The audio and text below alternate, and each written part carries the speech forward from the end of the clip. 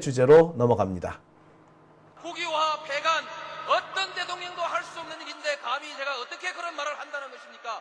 이치에 닿지 않는 말을 가지고 사람을 이렇게 몰약해서는 안 됩니다.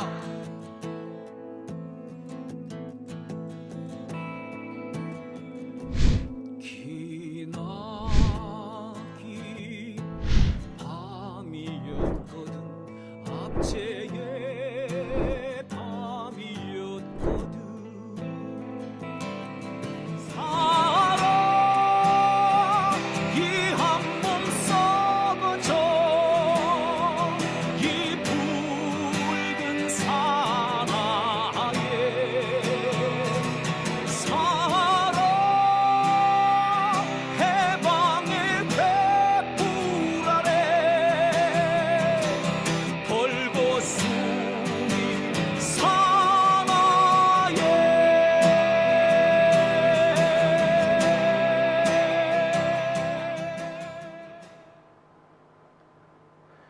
네, 오밤중의 뉴스 함께하고 계십니다. 이제 두 번째 주제로 넘어가겠습니다. 벌써 일주일이 지났나요? 얼마 전에 김만배로부터 1억 원의 돈을 받았던 한 전직 기자가 숨진 채 발견됐다는 소식 들으셨을 겁니다. 언론 보도에서는 김만배 돈 거래를 했다는 전 기자가 사망했다, 숨진 채 발견됐다, 뭐 이런 기사로 보도가 됐을 겁니다. 벌써 일주일이 지났네요. 다들 의아했죠. 갑자기 그 사람이 왜 죽었을까? 김만배와 돈 거래를 했다라는 이 전직 기자 얘기는요, 사실 이미 2년 전에 폭로가 됐었습니다. 2022년 하반기에 처음 폭로가 되기 시작을 했죠. 이른바 석진환 파동이 있었던 바로 그때입니다. 그래서 한국일보의 누구, 중앙일보의 누구, 한겨레의 누구, 이런 식으로 거론이 됐었어요. 그러다가 한동안 조용했었죠. 유야무야 스쳐 지나가고 말았습니다. 그렇게 끝나나 보다라고 했던 모양이에요. 그런데 한 두세 달 전부터 갑자기 김만배와 돈 거래를 했다는 기자들이 검찰의 소환 조사를 받기 시작합니다. 아주 강도 높은 조사가 있었다고 합니다. 그리고 얼마 지나지 않아서 이런 일이 벌어집니다. 누구나 또 검찰 조사를 받다가 이렇게 흉측한 일이 벌어졌구나 의심할 수밖에 없었죠. 그런데 이 사건은 유야무야 끝나버리고 맙니다. 누구 하나 의문을 제기하지도 의혹을 제기하지도 않고 그냥 끝나버려요.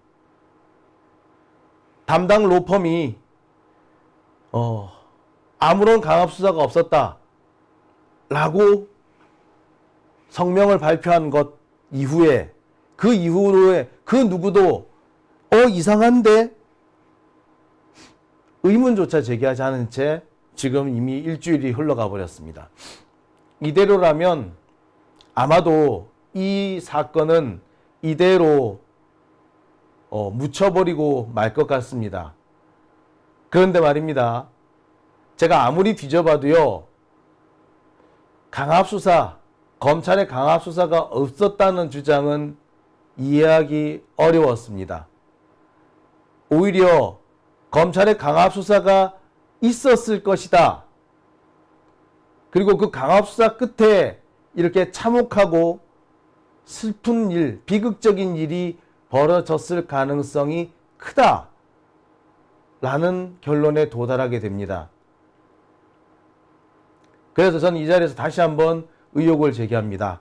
검찰의 강압수사는 정말 없었는가?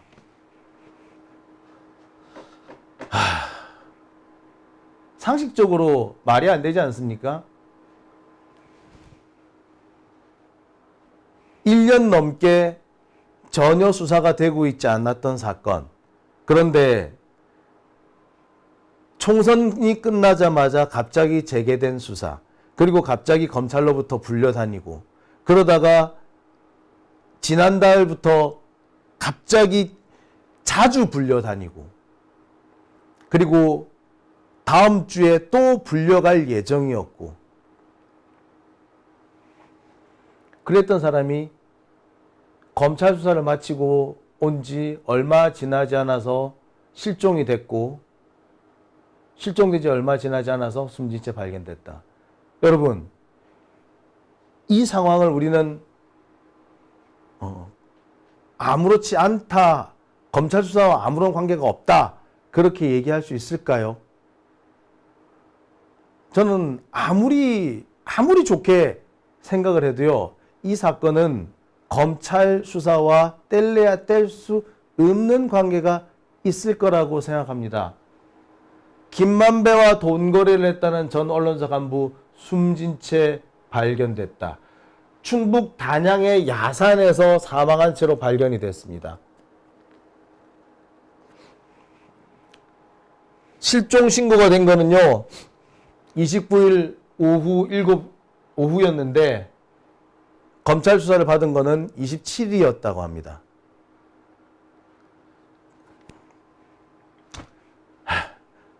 가족들과 연락이 끊어진 거는 그 다음 28일 정도였겠죠.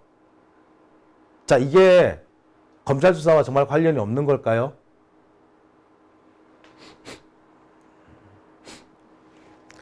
돌아가신 양반은 전 한국일보 간부였습니다.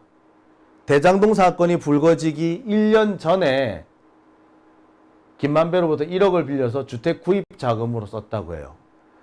이 때문에 해고를 당했고요. 해고 취소 소송을 냈지만 결국 패소합니다. 그리고 최근 검찰의 소환 조사를 받기 시작합니다. 사건이 불거진 거는 벌써 한참 전이고, 그리고 그동안 별다른 검찰 수사가 없었는데 최근 들어서 갑자기, 그러니까 더 정확하게는 총선이 끝난 이후에 갑자기 검찰 소환 조사를 받기 시작했다고 합니다. 그러니까 김만배가 구속된 전후에 강도 높은 조사를 받았다라는 얘기죠. 4월 18일 선거 끝난 직후에 압수수색이 있었다고 하네요. 그리고 6월 달에 3차례 소환조사가 있었고요. 실종 하루 전날인 소환조사를 또 받았었다고 합니다. 그리고 7월 초 돌아가시지 않았다면 아마 지난주에 또 소환조사를 받았어야 했을 겁니다. 자, 연속적인 검찰 수사 소환 속에 이렇게 비극적인 일이 발생했다는 겁니다. 상식적으로 이렇게 시간대가 인접해 있으면 인과관계를 의심을 안 할 수가 없습니다. 누군가는 아니라고 부인하겠지만 누군가는 인과관계가 정말 없는지 검증을 해야 되겠죠. 그런데 지금 아무도 검증하지 않고 있습니다. 고인이 다녔다는 한국일보조차도 그래요. 아마 그 회사는 빨리 지워버리고 싶었는지도 모르겠네요. 즉, 검찰의 집중적인 수사, 집중적인 소환을 받고 난 직후, 그리고 집중적인 추가 소환이 예정되어 있는 상황에서 비극적인 일이 벌어졌다는 겁니다. 이거 검찰의 책임 피할 수 있을까요? 근데 현재 검찰은 모르쇠, 모른 척 하고 있습니다. 사건이 불거지고 난 다음에 검찰에서 입장문을 하나 발표를 하죠. 근데 입장문 내용이 대단히 어처구니 없어요. 글쎄 뭐 자기들은 관련이 없다라는 얘기를 하고 싶었는지 모르겠는데 내용이 이렇습니다. 유명을 달리하신 고인의 명복을 빕니다. 안타까운 일이 발생한 점에 대해서 깊은 애도를 표합니다. 자기들은 상관이 없다. 우리는 모르는 일이다. 라는 태도죠. 이거 정말 검찰은 모르는 일일까요? 아니, 저는 여기서 짚고 넘어가야 되는 것이 언론의 태도입니다. 언론이라면 여기서 검찰이 이렇게 나온다고 하더라도 의혹을 제기할 수 있는 상황 아닙니까? 언제부터 언제까지 몇 번에 걸쳐서 얼마나 강력한 조사를 받았고 그 조사 이후에 몇 시간 뒤에 이런 일이 일어났으며 그 뒤에 앞으로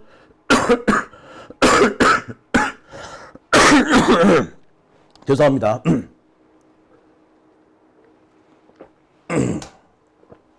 그 뒤에 몇 차례 더 소환 조사가 예정되어 있었다.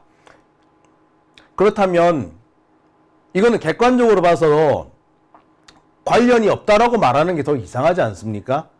그러면 언론에서 의혹을 제기해주고 의혹이 있다, 의심스럽다 라고 말하는 게 맞는 거 아닌가요? 근데 아무도 의혹을 제기하지 않고 있습니다. 물론 그 이유가 하나 있죠. 의혹을 파헤치려면 뭐부터 누구를 만나야 되느냐? 변호인을 만나야 되는데 변호인 측에서 처음부터 검찰 편을 들기 시작합니다. 뭐라고 얘기를 하느냐? 비정상 거래적인 거래가 아니었는데 이게 검찰 수사로 이어지고 또 회사에서 해고당하고 이상한 보도가 나가고 그래서 명예가 너무 훼손되니까 그걸 못 견뎠던 것 같다. 검찰 수사에서는 아무런 문제가 없었다 라고 얘기를 합니다. 즉 언론과 회사의 잘못일 뿐 검찰은 아무 잘못이 없다 라고 변호인 측에서 말을 해버려요. 입장문을 이렇게 발표합니다. 의혹이 있다면, 검찰의 강압수사 의혹이 있다면 제일 먼저 찾아가야 되는 데가 바로 이 로펌인데, 담당 로펌 변호인 측에서 이렇게 언론과 회사의 잘못이지 검찰의 잘못 아니에요 라는 식으로 나와버리면 사실 취재하는 게 쉽지는 않을 겁니다.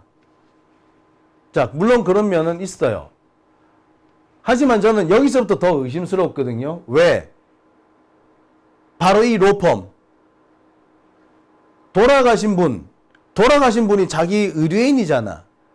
의뢰인보다 검찰 편을 먼저 들고 있는 의뢰인의 명예보다는 검찰의 명예를 더 신경 써서 쉴드 쳐주고 있는 바로 이 로펌. 이 로펌이 너무나도 의심스러운 곳이기 때문입니다.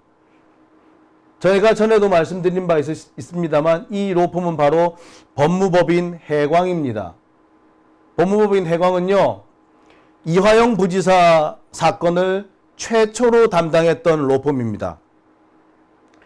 검찰과 함께 이화영 부지사를 회유하고 협박해서 거짓 진술을 하라고 유도했던 바로 그 로펌이 법무법인 해광이고요. 바로 그 법무법인 해광이 이번에 돌아가신 분 사건을 맡았습니다.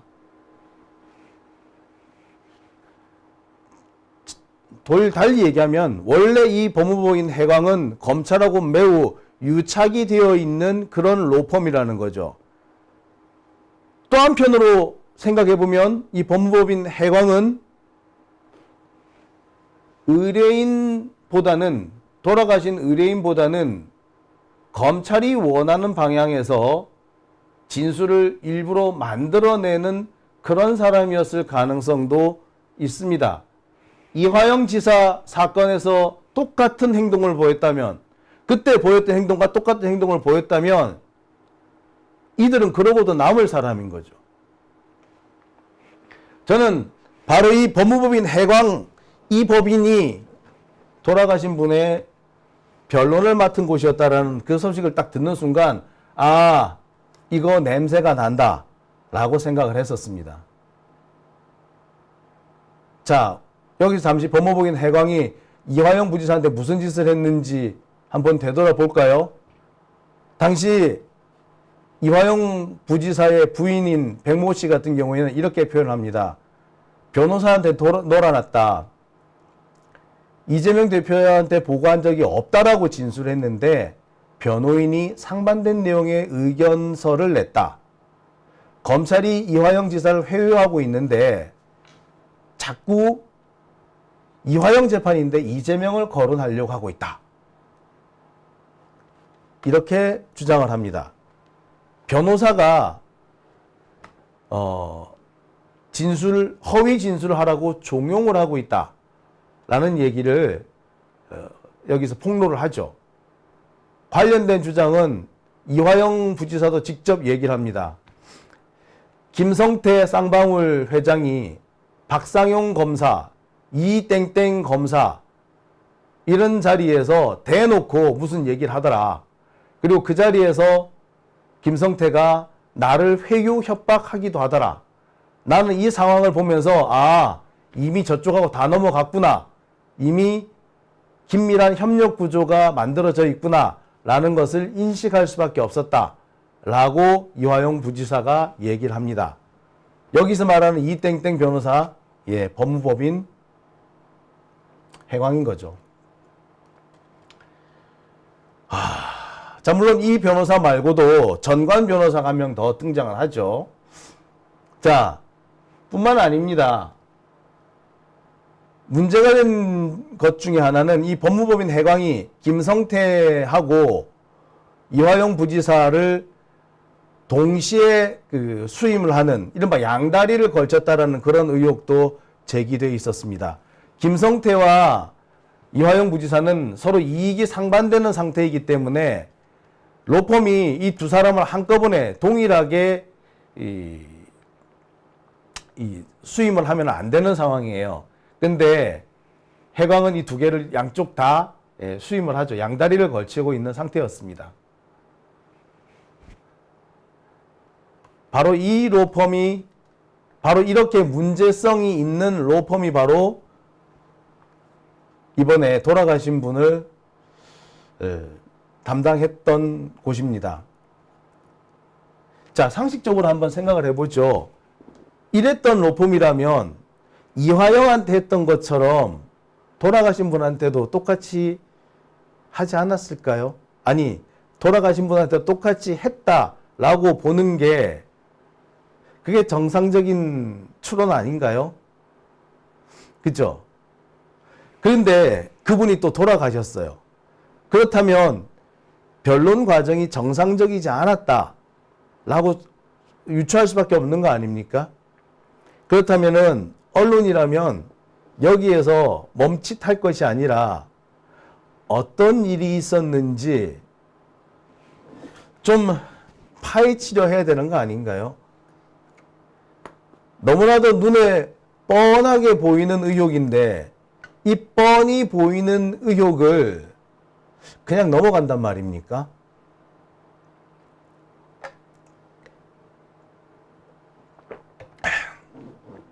참 답답하기 이럴 데 없습니다. 만약에 말입니다. 이런 일을 이런 식의 어떤 협잡지를 민주 진보 진영에서 했었다면 어떤 일이 벌어졌을까요? 우리는 뼈도 못 추리지 않았을까요? 근데 이런 협잡지를 저 동네는 참 아무렇지도 않게 자행하는 것 같습니다.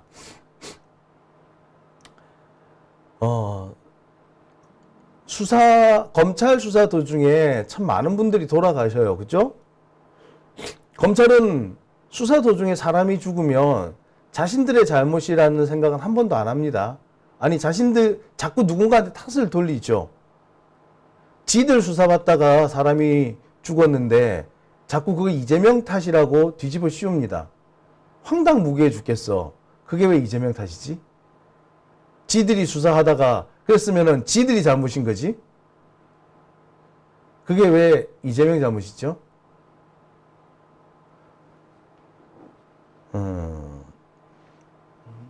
검찰은 그렇게 몰아가고 있죠.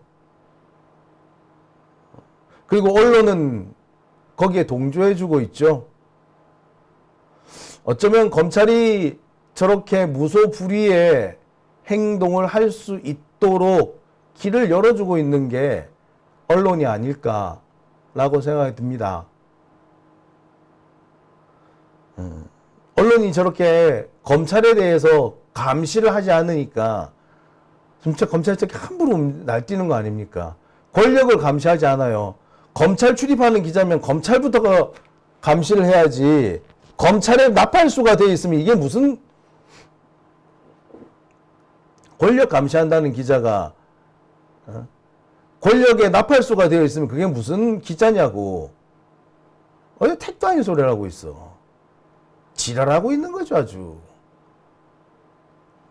참 어처구니가 없는 상황을 요즘 많이 목격합니다. 오밤중의 뉴스 함께 하고 계십니다.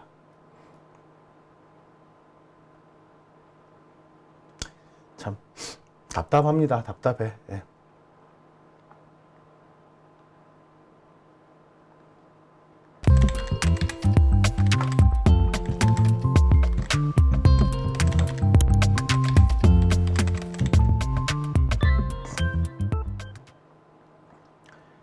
네, 오밤중의 뉴스